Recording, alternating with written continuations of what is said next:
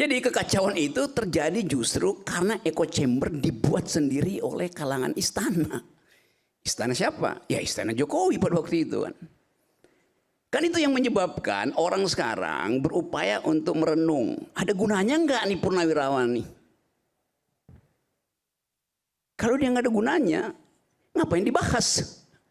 Tetapi kalau satu purnawirawan bicara dan 2 purnawirawan ikut, 3 purnawirawan ikut, lalu 4 BEM ikut, 4 BEM ikut, lalu 500 mama ikut, 500 mama ikut, lalu jadi berita di New York Times, itu artinya ada sesuatu di negeri ini. Mau dihentikan itu. Jadi Gibranmu adalah Gibranmu, bukan Gibranku. Nggak ada soal juga di situ. Tapi yang kita mau pastikan bukan pemaksulan Gibran, tapi menghentikan kedunguan yang diproduksi termasuk oleh Gibran. Kalau Gibran bukan wakil presiden, nggak mungkin istilah kedunguan itu saya terapkan pada beliau itu. Tetapi karena pejabat publik itu ada standarnya, maka kita terpaksa mesti terangkan itu. Pikiran Purnawirawan mengintip soal kedunguan apa enggak? Ya mungkin tidak, dia mengintip soal pelanggaran etik di Mahkamah Konstitusi. Dan pelanggaran etik itu adalah hoax. Nggak benar pelanggaran etik itu. Ya kan? Hoax kan? Ya. CC, Jimli Asidik. Berarti Anda nggak baca pertimbangan Jimli Asidik sehingga mengeluarkan itu. Ya tapi Jimli Asidik kemarin bicara bahwa tidak mungkin Gibran dimaksudkan akan diproteksi oleh presiden. Itu 2 argumen yang berbeda. Dia melihat tidak mungkin karena akan diproteksi oleh presiden. Jadi dia mengetahui akan diproteksi, oleh karena itu dia batalkan pelanggaran etisnya itu. Kalau diproteksi oleh presiden, dasarnya apa? Ya karena satu paket. Tidak juga. Karena itu kapasitas individu. Gibran punya kapasitas individu, Prabowo punya kapasitas individu. Yang lagi disorot kapasitas individu Gibran, itu Gibranmu itu. Kan begitu cara kita melihat soalnya kan.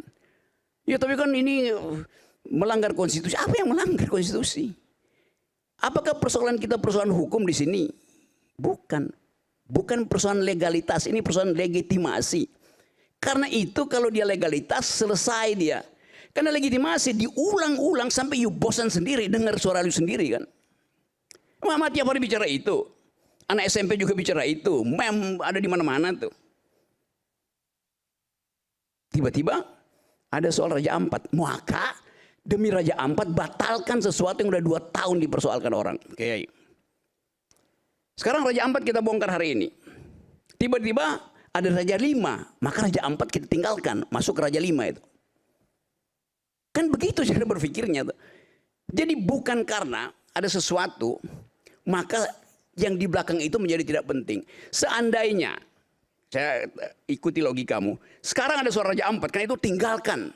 Nggak ada berguna para purnawirawan. Oke, sekarang, sebelum ada Raja Ampat, berguna nggak dia? Ya berguna, karena nggak ada Raja Ampat kan. Ya logiknya begitu. Cara membaca persoalan itu begitu. Bukan karena Anda dapat permen hari ini lebih manis, maka permen yang kemarin gak ada gunanya. Memang gak ada gunanya hari ini kalau dia lebih manis, tetapi kemarin dia berguna itu.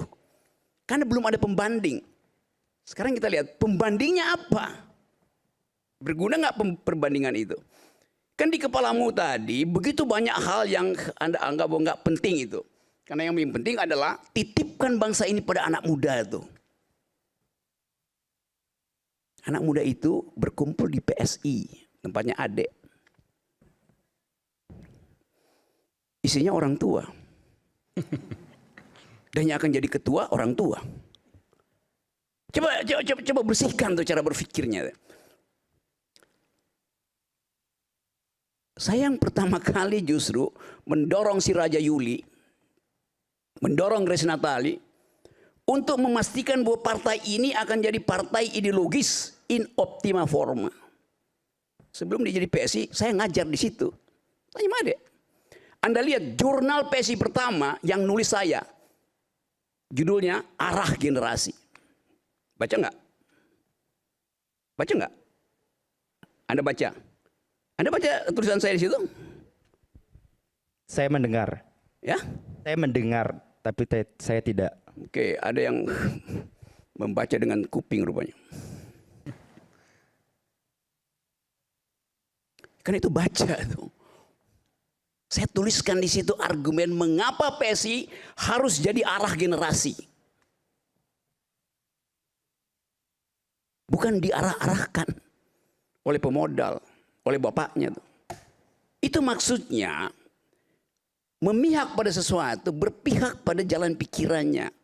Saya nggak pernah berpihak pada siapa-siapa, saya berpihak pada jalan pikiran di dalam urusan publik. Soal Gibran saya lebih tahu dari you. Gibran datang ke rumah saya, ngeluh, ngadu. Kalau saya buka lagi di sini, yang saya pernah buka di situ cuma 7%. Serius, masih ada 93%. Nama-nama itu. 10% lagi boleh lah. Kenapa? 10% lagi. Honor saya naik berapa persen? Oh ini saya tukar tambah informasi sekarang. Saya mau jualan informasi. Sisakan 83. Ya. Informasi mahal sekarang. Jadi kita mau lihat keadaan bangsa ini. Di dalam kegugupan kita untuk membaca masa depan. Anda Gibranku, Anda baca nggak proposal Indonesia 3 hari lalu di sidang ILO di Geneva? Baca? Nggak baca, gimana? Itu soal nasib tenaga kerja, buruh dan manusia Indonesia berhadapan dengan artificial intelligence yang nanti 3 tahun lagi itu kan menguasai sistem perburuan dunia. Yang ngomong di situ siapa? Jumhur Hidayat. Yang naik panggung sama-sama Prabowo ketika hari buruh. Terus Anda nggak tahu apa yang Anda akan terangkan pada Gibran kalau Gibran bertanya ILO itu apa?